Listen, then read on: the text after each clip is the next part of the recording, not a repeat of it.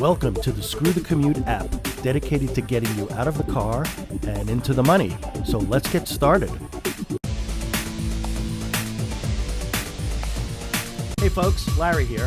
I'm going to show you the features of our PodShare. Allows you to send info to others on the Screw the Commute podcast directly from your phone. And as you can see, it shows check out Screw the Commute at the top. Okay, Contact. Contact allows you to, and as you can see on the list here, you can either email the show, which brings up this email message that you can fill out and then send with the built-in mail app on your device. You can visit us on Facebook, and there we are. You can call the show. This is Tom's number. You can follow us on Twitter. You can visit our website, which I highly recommend, since I'm the one that maintains it. It's a stellar piece of webbery. And see, this looks just like it does on your desktop. Has all the same info.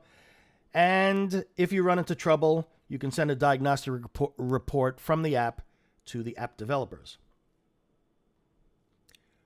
Okay, alarm. This allows you to use the podcast app as an alarm clock. Just set the time.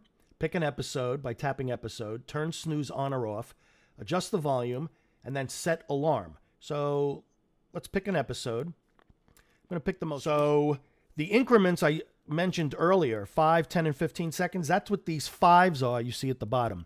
If you select a different number, that number will actually appear there. So we can go back 5 seconds or jump ahead 5 seconds. And the double triangles you see on each side, this one, the one to the left, is to go to the previous episode or the beginning of the episode you're in.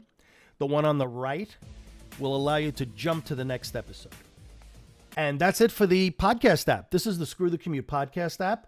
These are all the features that we just went through in this video.